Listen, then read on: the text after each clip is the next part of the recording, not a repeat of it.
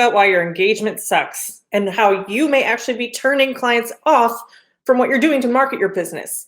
In today's video, I'm going to cover the marketing strategies that most new beauty business owners try to do that's ineffective, the uncommon sense thing you should be doing to help you serve more clients, and it's such a game changer, I promise, and how do you shift your marketing to start getting more clients now.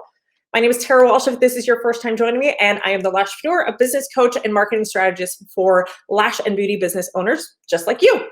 All right, so let's dive in. What you may be doing that could actually be turning clients off from wanting to book with you. Here's some things. Might be kind of polarizing for you. Discounting and giveaways. What? This shows that you don't value your time. Some of you post discounts, giveaways all the time, which means that you're getting kind of annoying and a little bit of desperate. And if you're constantly discounting and it's not working to get clients, you're just becoming kind of this used car salesy, spammy kind of person showing up in their feed or showing up in their email inbox.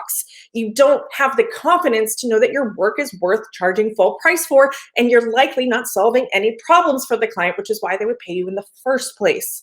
Other ways in which you might be turning clients off: posting multiple times a day. Oh my gosh, why is this girl posting 7 times in a row? Unfollow.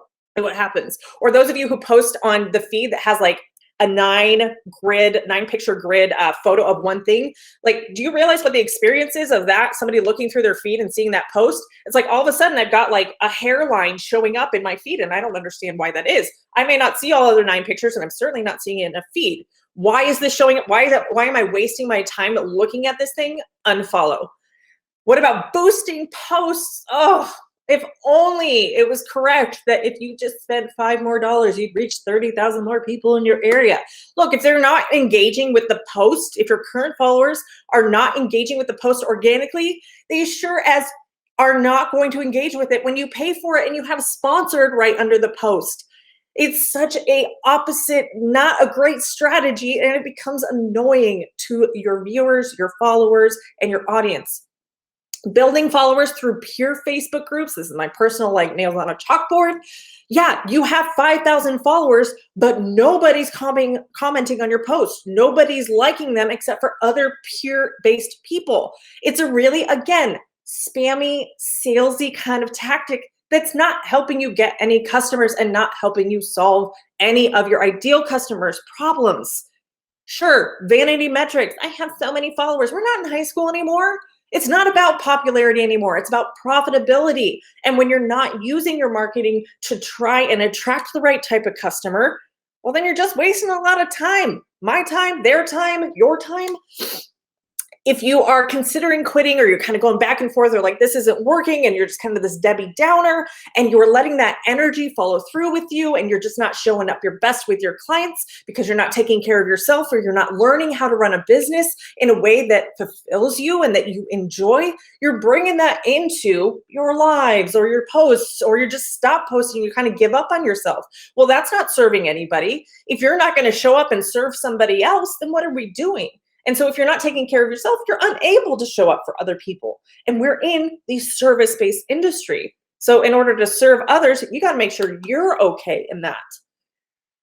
Flyering mall parking lots. I get a lot of people saying like well-meaning dads and uncles and like people who ran businesses in like the 80s giving this advice. You know what I call this? Litter marketing. That piece of paper is going to end up in the trash, in the backseat, or even worse, on the parking lot. It's not good for the earth, and it's not effective in bringing clients in. Lastly is responding to DMs with a link to your booking site. Look, most of y'all have the link to your website or your booking site somewhere online, right, where you're trying to attract clients. So if somebody takes the time out of their day to direct message you, hey, unless it's like, can you send me the link to book with you? You're not engaging in a conversation with them, and they are taking time out of their day to show interest in what you have to offer. Maybe they have more questions, but you just respond, here's the link. Hey, how can I book with you? Or hey, what's your price point? Here's the link. Here's the link. As if they're bothering you in trying to book an appointment with you. It's a little backwards, don't you think? these are just certain ways that you might be turning off your clients, but in your head, you're thinking it's efficient, or this is why clients are booking with me. So I'm going to throw out discounts, or having a large following gives me credibility in the eyes of a consumer. Please. All right. Why are these marketing strategies, or why the marketing strategies most new beauty business owners are trying is ineffective? Well, because you smell of desperation.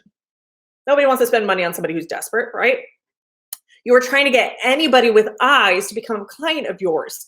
And that's probably why you're not getting clients, because who wants to go to someone to make themselves feel better when they're so desperate that they just see you as a dollar sign? Like, most of us have gone through a lot of trauma and a lot of stress over the past couple of years. And so we want to go somewhere where we're spending money to feel good about ourselves and not come into a place where we just feel used, or like we don't matter, or we're not important, because it's more important for you to feel important and like you're validated because you got a big clientele, or you're just trying to get your business out there so you can make more money. But let's try to make it about the client's problems, maybe. So here's where I want you to start to look at how you're marketing your businesses, your services, and making it about you. In fact, this is pretty common across our industry, and I'll prove it to you. I want you to go to any of your competitors' websites, for any of the competitors that have a website. Now, we're not talking about the big corporate chains. We're talking about mom and pop, or a lash artist, a solo lash artist that you deem as your competitor. Now, look on her website, or even in her Instagram profile if she doesn't have a website. How much of her marketing is all about her? Does she have like the About Me section on her homepage where it's like, I was so lost before I found lashes, and like I was the high school cheerleading team, and I just loved soccer, and I got a scholarship, and then I didn't know what to do, and then I found lashes, and now life is just so amazing. I can't wait for me to make women feel beautiful. It's just my calling and my purpose. How much is it about her and not the customer? How about you? How about your website? How about your marketing? How much of it is about you? Even the testimonials that you share are like the client wins. Becky is so amazing. Becky makes me look good. She makes me feel good. Becky is the best application. I love Becky's lash bed. Becky's beautiful business is so amazing. How much is it about you rather than the customer? All right, so here's the uncommon sense thing that you should change to help you serve more clients. And it's gonna challenge some of y'all. And I want you to let me know if you're like, I don't think I can do that. I want you to be super, super specific in who you serve and how you solve their problem. It's called niche or niche marketing. The riches are in the niches. That you guys have probably heard that saying somewhere along the line. Online marketers love to use it. But here's why. If I am having a heart attack, am I Googling gynecologists? No, I'm Googling somebody who knows how to fix my problem, which is that my heart is not doing well. Reverse that. If I'm having a baby, do I want an orthopedic surgeon? No, I want somebody to get this child out of me in the least painful way as possible, right? So when you solve a specific problem, you will find the people who are struggling and looking for a solution to that problem. If somebody is struggling with aging, do you think they're really going to be drawn to pictures of the 18 to 20-year-old, like the Kylie Jenners of the world? Like if you have like this semi-nude looking girl on your website and she's just all vogued out and like really heavy makeup and like strip lashes that are above her eyebrows, do you think a woman who's in like post-menopausal, dealing with hair loss and just isn't feeling youthful about herself, but that's the ideal client that you want to target, but you've got like these half-naked girls that are just like all hugging on each other, do you think she's going to connect with that at all? No, because your marketing is not so specific to solve one person's problem. If you want to focus on women who have a disposable income, who have more time on their hands to come see you in the day because you don't want to work nights, well, then maybe don't target the women who work full time and are only available from 9 to 5 and who work minimum wage, or that can only afford, a $30 full set or $30 fills and you charge $60. We have to be intentional about who it is, whose problem we're solving, and putting that out there in our marketing so that she can connect with it. Because again, we're trying to serve her, not us. You may be a 20-something, and that's totally fine. And you may love the half-naked girls and this kind of look, right? But you're not your target audience. And in the same way that you may be struggling financially and you have these blocks around like, well, who would ever pay this high price for lashes? You may never pay that high price. You may want discounts. You may love Groupon. You may want giveaways. But if your ideal client that you're trying to serve and build a business on and build a future in and grow your empire, if she's not that same person, then you can't market the same way that you would want to be marketed to. And you can't put pictures and images out there that you would be drawn to because your problems and struggles are much different than your ideal type of client if you're not trying to target yourself.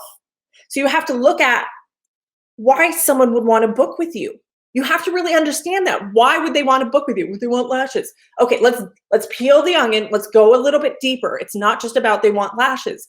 What do they think lashes is going to do for them? What is the problem they're facing that they've tried a bunch of other things, right? You're not the only solution they're looking at. They've tried other things, they're searching for other things, and they have not found the solution that works for them, which is where you come in, because you have the solution that they want. You have to get clear on the problem you solve and whose problem you solve. Think about what they may or may not know about the services you offer, or you, or your team, or your salon. What kind of information can you share on your marketing that might help to fill in the gaps of their knowledge that they need to understand? That's my girl. This is the girl I want to go with. Like, she gets me. She understands the problem I have. I know she can give me the solution because it's right there in front of me. She gets me, right? We want them to feel that way. And consider where they are hanging out and where their attention is. If you're just trying to get anybody with eyeballs and you're flyering a mall parking lot hoping you get one client, you're missing the mark and you're wasting your time. You would be so much more effective if you knew, okay, I want moms of young kids. I'm going to go to market at a mother of preschoolers group because I know that's where my target audience is hanging out. Those meetings tend to happen during the day. So I know she makes time during the day to go to this thing. So she probably can make time to come see me in my lash business that's only open during the day, right? So you have to really understand and get obsessed with the type of client that you want to serve. Know what her problems are, how lashes or whatever the services you are solve those problems. Know where she's hanging out and why she would want you specifically and what you specialize in and what you can do to serve her and make her feel the most amazing she can feel. So let me give you some examples if you're kind of resistant to this idea of niche marketing. And because I know some people feel like, well, if I only target moms of toddlers, well, what about the 20-year-olds who are just getting out of college that have money to spend and want to look good? Or the grandmas, like, am I eliminating them? No, but you are getting so much more clear and present to the person that's searching specifically for you. Doesn't mean that you can't serve other people. I can teach anybody how to run a business, right? What I teach is business. Business is the same whether you sell tires, you're a yoga teacher, you have, you sell clothing, or you run a lash business or a hair-based business. But to get people in the door, I have to speak your language and speak to your specific problems, which for most of you is building a clientele. Or most of you, once you've built a clientele, how to raise your prices, right? So building a clientele for a tire salesman is a lot different. I might use different words. I might use customers instead of clients. You have to get that in tune with your ideal customer and your ideal client in order to be able to speak her language so she feels understood. I mean, think about it. So Amazon, everywhere, right? Amazon is all up in everybody's business. I mean, it's competing now with like Walmart and I mean, just a million different things. The food delivery, like restaurants and grocery stores, it's competing against everyone. Do you know how Amazon started? Books. All Amazon sold when it started was books. I mean, what their percentage of revenue now is for just books alone is probably teeny tiny, but they had to start off somewhere and being niched, and books was where they went online and where they started their business. And now they're everywhere and they're global domination, right? Drybar. For those of you in the US, Drybar is, for those of you outside of the US, Drybar is a hairstyle blow dry bar that just does blow dries and updos. They don't do colors, they don't do cuts, they don't do a lot of other services. They only specialize in blow drying and updos. That's it. That's the only, and they're crazy successful and growing like crazy because they specialize in that one niche, right? And then they can charge amazing high prices for a blow dry, right? And a style that somebody who offers a wealth of services may not be able to charge that much because it's not what they specialize in. They specialize in the coloring and like the overall maintenance of your hair, but these people are specializing in one-off services. Look at Spanx, the shapewear, right? It's shapewear for women who want to look good, right? Who want the mom bod to not look like a mom bod. Well, could they make other clothing? Sure.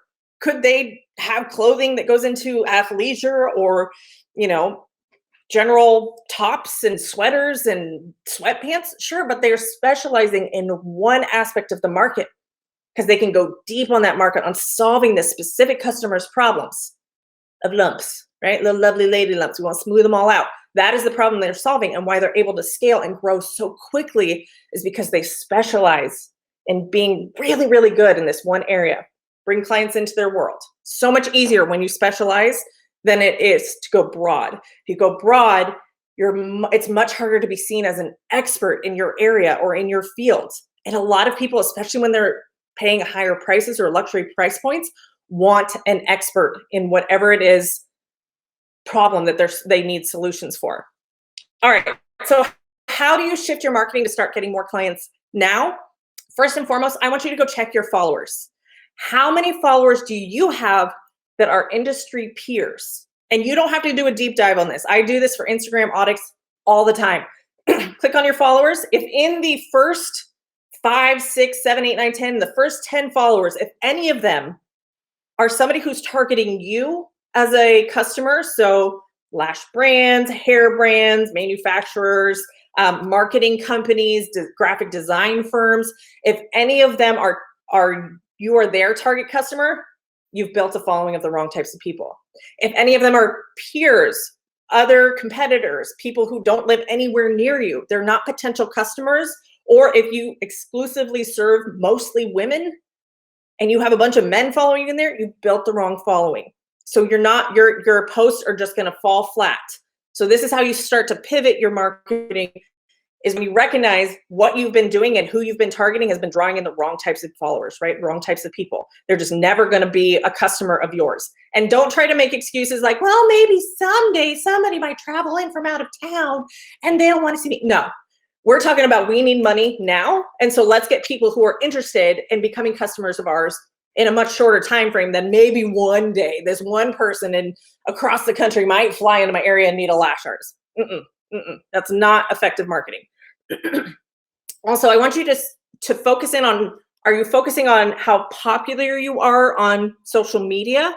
Like, is it numbers that's really important to you? Because if numbers is really important to you, I want you to look at numbers that actually matter to you, which is the number in your bank account.